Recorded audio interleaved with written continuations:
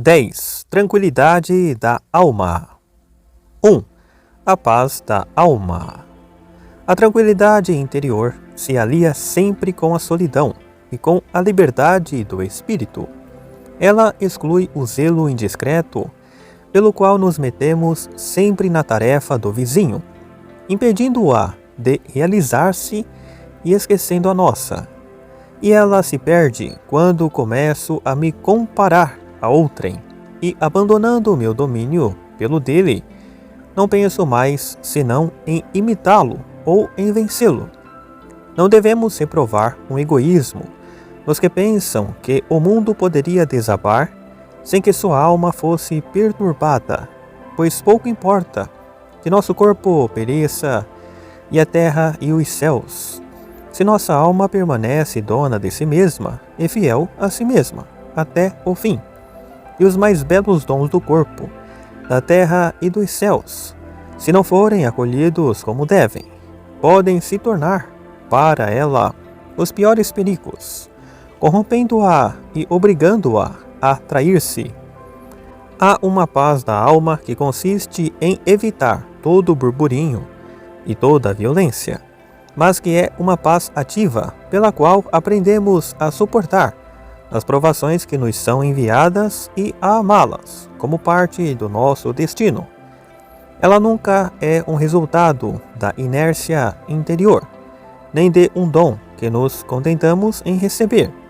Ela exige ser realizada por uma operação espiritual muito pura que sobrevoa o tempo e nunca se deixa atingir pelos acontecimentos, que imprime à sensibilidade uma delicadeza sem complacência e converte todo o abalo em luz, toda a espera em ação e toda a emoção em amor.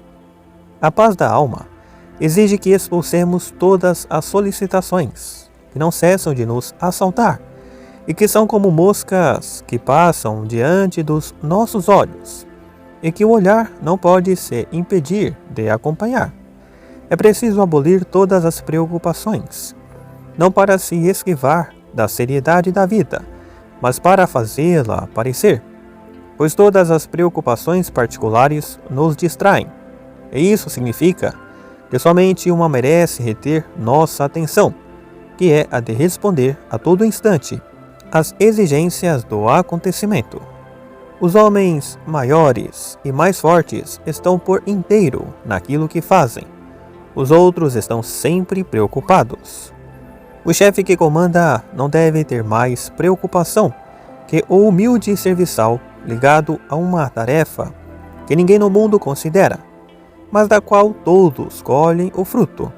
E nunca nos cansaremos de admirar a frase daquele homem cujo país foi invadido e o exército destroçado, que tinha nas mãos o destino da civilização e do mundo, e que dizia: tenho ocupações, não preocupações. Teme-se que a paz da alma acabe por se assemelhar a uma espécie de sono, e pode acontecer, de fato, que o pensamento e o amor adormeçam como o corpo. Mesmo assim, esse sono é acompanhado às vezes de ação obscura e sutil, e como o sono do corpo, ele é capaz de repor em ordem, de restabelecer e de regenerar as forças da vida. Mas a verdadeira paz interior reside naquela perfeita liberdade do espírito que lhe permite executar todos os movimentos, de que é capaz e lhe dá uma soberana agilidade, o que só é possível pelo aniquilamento de todas as preocupações, pela pureza do coração, pela moderação do amor próprio. Não há homem algum no qual não haja uma inclinação ao mal, mas não devemos nos perturbar com isso. Basta saber que essa é a condição da nossa natureza e ter certeza de que há em nós uma boa vontade que a conhece, que a domina e que, mesmo sendo às vezes vencida, não se associa a ela. 2. Sem pressa. Há um ponto de perfeição, no qual todas as oscilações da emoção e da paixão se resolvem num equilíbrio supremo, no qual as alternativas mais extremas da sensibilidade, em vez de se abolirem, conseguem se unir e se fundir numa posse calma e singela, que é o mesmo e único ato de inteligência e de amor. A calma interior é o segredo da força e da felicidade. Não há nobreza sem lentidão, nem perfeição sem imobilidade. São sinais de uma força que se exerce por sua simples presença, sem ter necessidade, para ser eficaz, de um gesto ou de um esforço que altere sua essência e a obrigue a abandonar a tranquila e pura posse que tem de si mesma.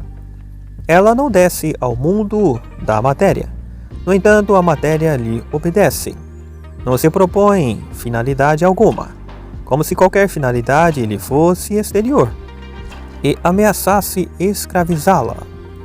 Não devemos ser apressados, nem jamais mostrar pressa alguma, como fazem os escravos, que sempre deixam transparecer no rosto a feiura de uma cobiça, a confissão de que nada encontram dentro deles que lhes pertença, a impaciência que sentem de se abandonar e o temor de não chegar a tempo. Mas de que lhes serve essa pressa? Todos os fins atrás dos quais eles correm são fins particulares, comparáveis ao objeto que têm na mão, sendo improvável que possam lhes trazer algo mais, pois estão contidos no mesmo todo, cuja presença já lhes foi dada. De que pode servir tanta pressa? Chegaremos sempre. Já chegamos. E a dificuldade é usufruirmos o que temos em vez de atingirmos o que não temos, o qual seremos incapazes de usufruir quando o tivermos, pois todo o fim está propriamente fora de alcance, e o lançamos sempre num futuro que a todo momento renasce. Portanto, é preciso abandonar a ideia de um fim que perseguimos sempre e não atingimos nunca, que nos põe à espera de viver e assim nos impede de viver. A ponta extrema da vida toca sempre a superfície do real no presente, e não se deve pensar no futuro, que será ele próprio outro presente. O ser infeliz é o que desvia os olhos sempre para o passado ou para o futuro. O ser feliz é o que busca não se evadir do presente, mas penetrá-lo e possuí-lo.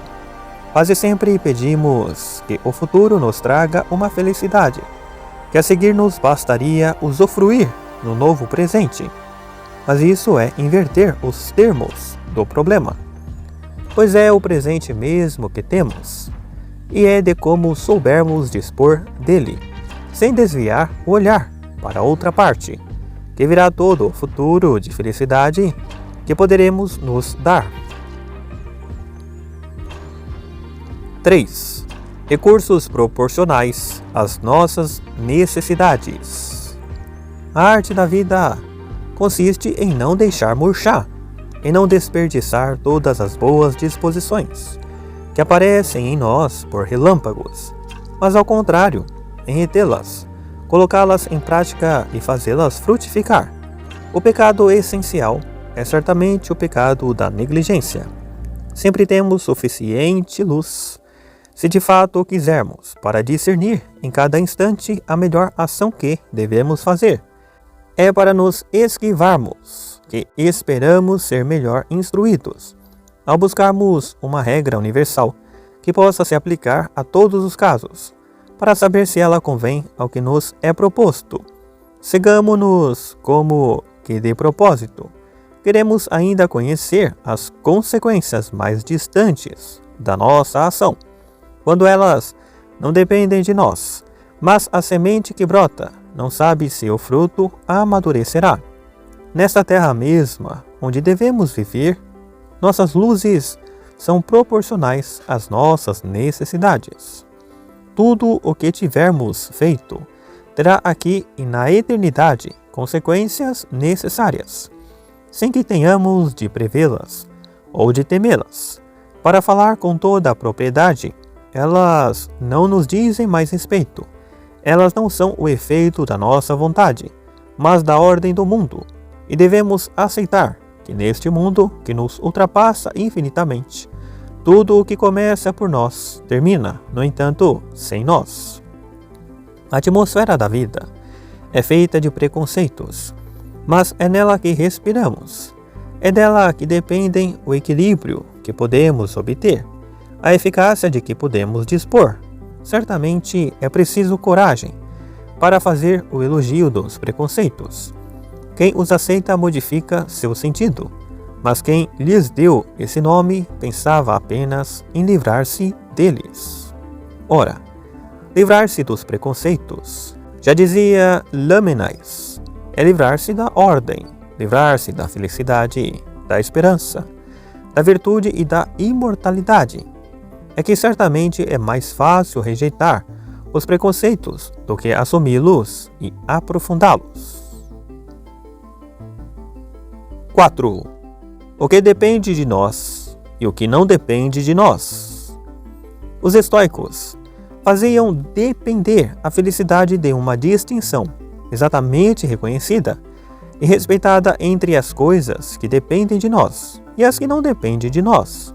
Regular as primeiras segundo a razão e não se preocupar com as outras. Tal era a máxima da sabedoria suprema, a qual a vontade devia estar sempre atenta. Mas por trás dessa aparente humildade há muito desprezo e muito orgulho. Desprezo pelas coisas que não dependem de nós e das quais, no entanto, nossa vida é feita, as quais ela está sempre misturada.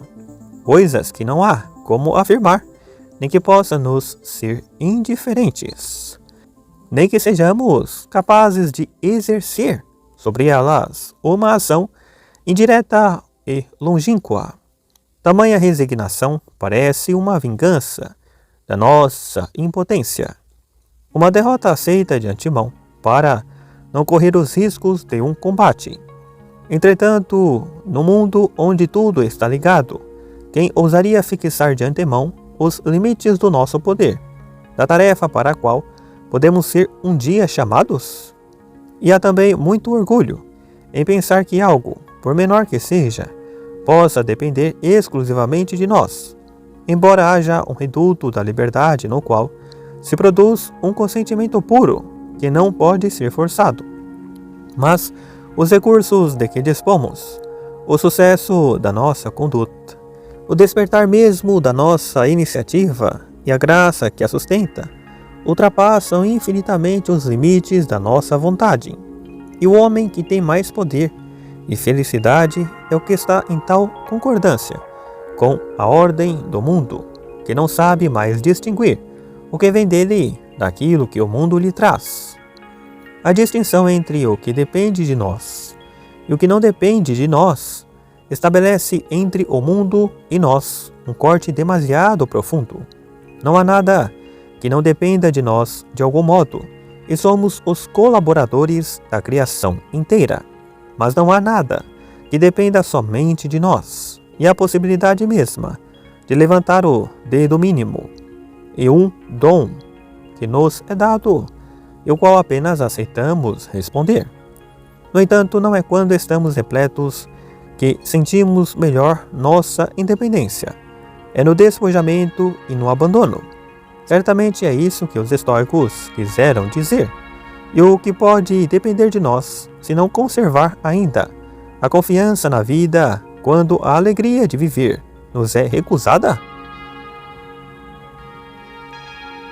5. Virtude cotidiana. Há muita força na expressão o próximo, que o Evangelho utiliza, nos mandando amar o próximo e limitar a esse amor todos os nossos deveres. O próprio Nietzsche se queixa de que preferir a sociedade ao homem é preferir também o distante ao próximo. No mesmo sentido, pode-se dizer que todas as virtudes são virtudes do homem privado, e que a virtude do homem público é ainda agir apenas como homem privado. A vida real é a vida humilde e comum, visível apenas a um número muito pequeno de seres que convivem de maneira mais íntima. e dela logo se afastam os que são ávidos de aparecer e buscar brilhar num palco maior. Ela é feita de uma infinidade de emoções, pensamentos e ações que a todo instante nos põem em contato real com as coisas e as pessoas que nos cercam, para além de um círculo muito pequeno. Todos esses movimentos da nossa alma nos escapam. Sua intimidade decresce. Os efeitos que produzem não dependem mais de nós. Não devemos desprezar os acontecimentos de curta duração que preencham cada um de nossos dias. Esses incidentes da vida cotidiana que não deixam traços e não têm repercussão alguma, mas que não cessam de envolver o nosso ser inteiro, os únicos aos quais podemos dar um sentido pleno e que nos permitem obter em cada ponto um contato com o absoluto. Se cada um soubesse lhes dirigir o olhar e lhes dedicar todos os cuidados, não haveria mais necessidade dos grandes projetos pelos quais se busca mudar a face do mundo. Ela mudaria sem que o quiséssemos. 6. Evitar as disputas. É preciso evitar a atitude insuportável dos que estão sempre em disputa consigo mesmos e com outrem. Muitas vezes, buscamos obter a vitória numa luta cujo resultado pouco nos importa, e na qual nosso coração pertence ao partido do adversário. O que nos importa não é ter razão, mas vencê-lo. Assim, é preciso saber abster-se de toda a luta na qual a vitória tem mais valor que o objeto da disputa. A derrota do nosso inimigo, se é a derrota da verdade, é também nossa própria derrota. E as disputas intelectuais são as mais terríveis de todas, pois intensificam o amor próprio, quando o papel do espírito é precisamente submetê-lo. Toda disputa obscurece a luz interior. O sábio só a percebe porque mantém sempre uma grande igualdade de alma. Se ele comete um erro, alegra-se mais em ceder do que em triunfar, pois quando triunfa, ele conserva o que tem e quando cede, se enriquece. As nossas relações com outrem nunca devem tomar a forma de um processo no qual, no final, um deve ganhar e o outro perder. Duas pessoas não são uma em relação à outra, como dois combatentes, um dos quais deve vencer e o outro sucumbir, mas como dois mediadores na busca de um bem que lhes é comum. E o que cada um obtém favorece o outro. Disse com frequência que todos os homens são como um único homem, que se realizaria através da diversidade dos indivíduos e da continuidade das gerações. Estão unidos como nossos diferentes estados de alma a cada instante ou sucessivamente. Da mesma forma que estes, eles lutam pela preeminência e nem sempre são os melhores que prevalecem, mas em nossas relações com outros homens, assim como nas relações conosco mesmos, o que importa é empregar todas as forças da consciência e reconciliá-las, obrigá-las a se sustentarem e a cooperarem. 7. Doçura em relação aos outros homens. A doçura é o remédio a todos os males que o amor próprio engendra, mas há uma indiferença que só consegue destruí-los destruindo-nos. Ora, o mais fácil não é ser doce em relação a si mesmo. Muitos seres vivem num estado quase constante de impaciência e de irritação, não contra os outros, mas contra eles. E os outros, quando intervêm, acabam recebendo os estilhaços desse estado. A doçura é inseparável da humildade. O homem cheio de si é sensível à menor afronta. Está sempre encolerizado e sempre se queixa de que não lhe dão consideração. Ao contrário, aquele que nunca pede nada e pensa que nada merece, vê em outrem apenas um bem que o alegra, ou uma fraqueza na qual se compadece e que procura socorrer. Não há relação profunda entre os homens que não esteja fundada na doçura. As outras são apenas aparentes. Escondem a hostilidade e o desprezo, separando em vez de unir. Somente a doçura permite a indivíduos separados reconhecerem sua separação, mas prestando-se mútuo apoio e comungando no sentimento de sua mútua fraqueza. Ela nos obriga a agir de maneira tão natural e cuidadosa que, nos tornando atentos a todas as nossas feridas, as faz parecerem mais sensíveis, mas apenas para remediá-las e curá-las. A doçura não é de modo algum uma indulgência para com os defeitos de outrem. É um testemunho que prestamos à sua existência, à sua presença no mundo, que cessam de nos perturbar, que não buscamos mais combater ou destruir pela guerra, mas que aceitamos e nos agradam. O outro nos convidando a um convívio espiritual com ele, do qual o convívio dos corpos era apenas uma imagem.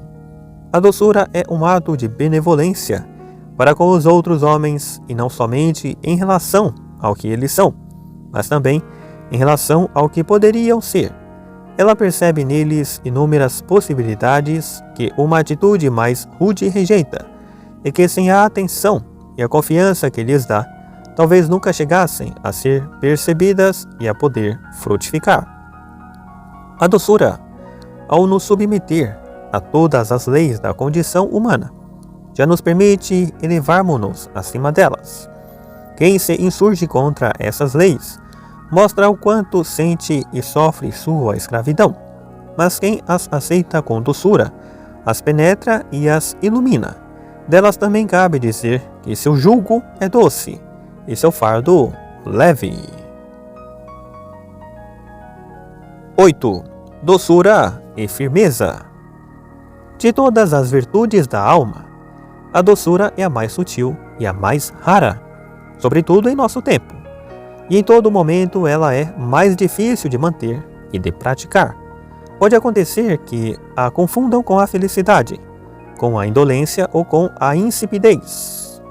Quando nela a menor vontade se insinua, ela é falsa e nos causa horror.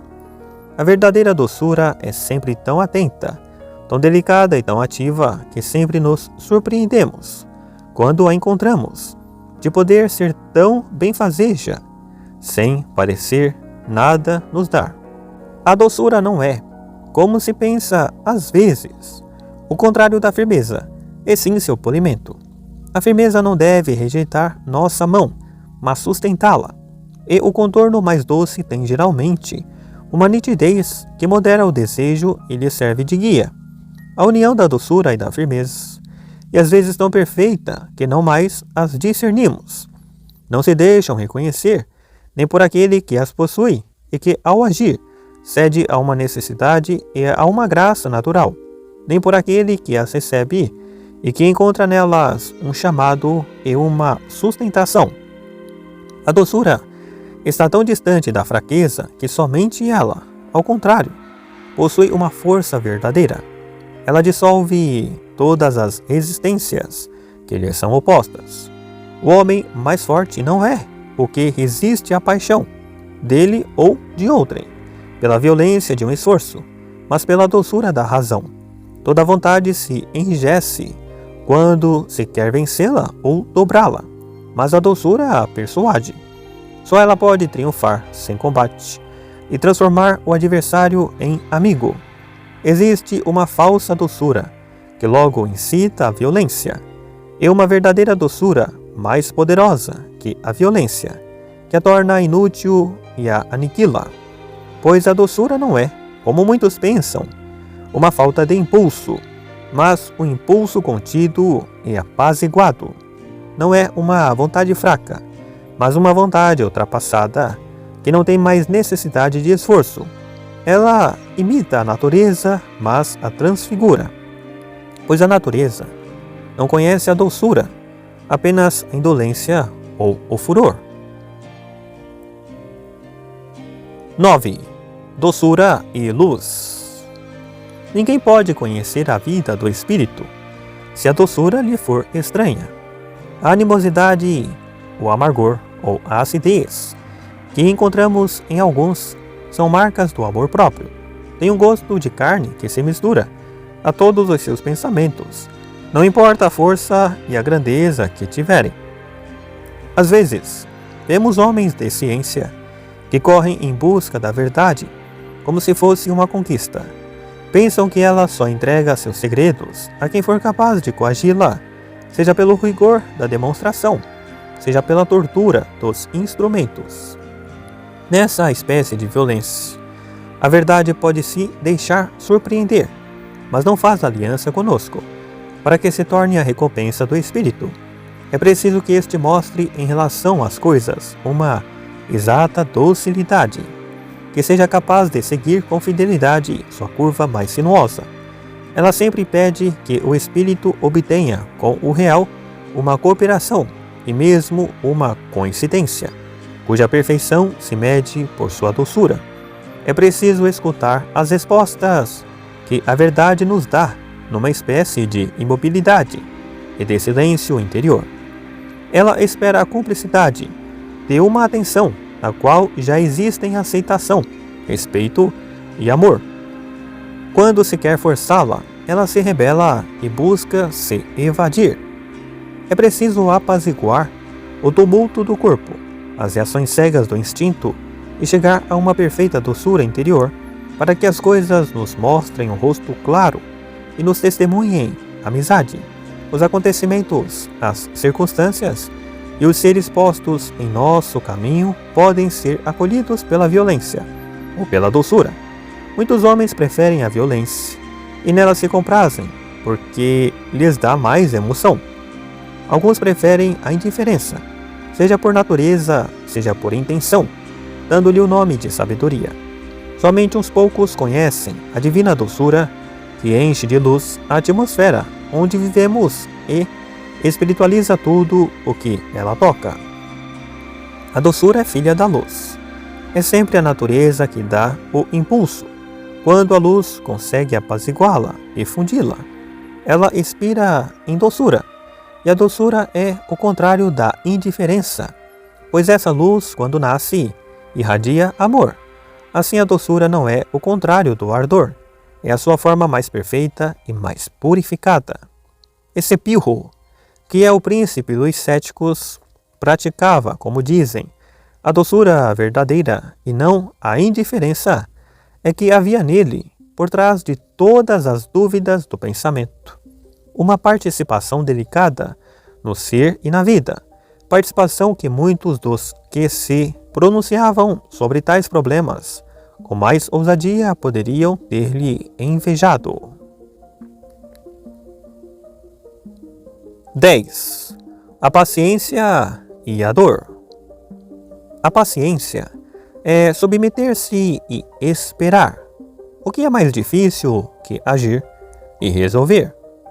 É a virtude do tempo, e é preciso paciência para suportar viver no tempo. Logo se busca preenchê-lo quando ele parece vazio. Não pode haver melhor meio para nós do que a paciência, que é uma espécie de doçura para com o tempo, que não pensamos nem em violentar, nem em abolir. Mas a paciência não consiste apenas, como se acredita, em esperar. Consiste em padecer, que é também suportar e sofrer. Dirão então que, sendo a virtude do tempo e do sofrimento, ela não passa de uma espécie de resignação, portanto incapaz de criar, e que a alegria está sempre ausente dela?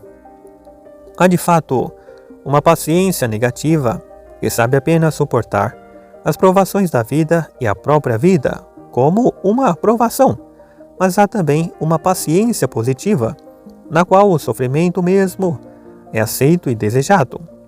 A paciência o acolhe sem recriminar, recebe-o sem gemer, não busca se envaidecer dele como de um destino excepcional e de uma marca de eleição.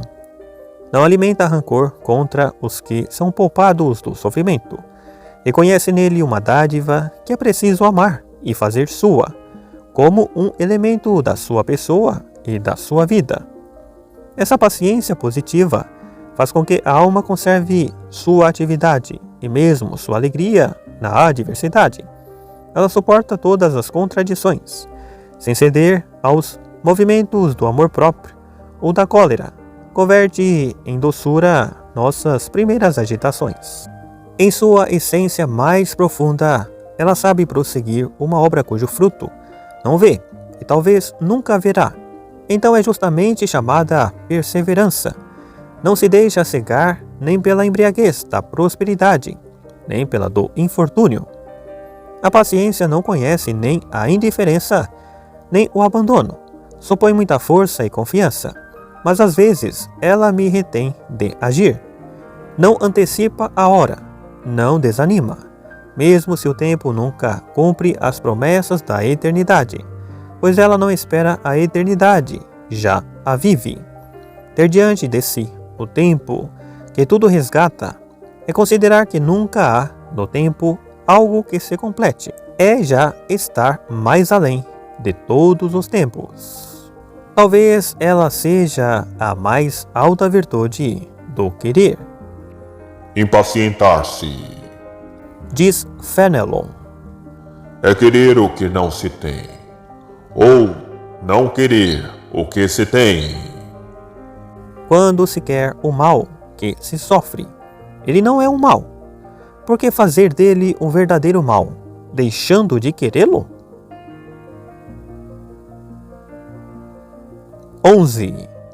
Uma presença que nos ultrapassa sempre. O hábito nos faz cegos e indiferentes em relação a todas as coisas extraordinárias que enchem o mundo, à luz ao movimento da minha própria existência. A você que me dirige a palavra e de repente vem ao meu encontro, mas sem ele eu veria em toda parte apenas objetos de pavor ou presenças milagrosas. A criança sabe muito bem que são os objetos mais familiares, quando ela os fixa por um momento esquecendo o seu uso, que lhe causam o maior espanto. E a arte mais perfeita é a que nos mostra esses objetos, numa espécie de revelação, como se os víssemos pela primeira vez.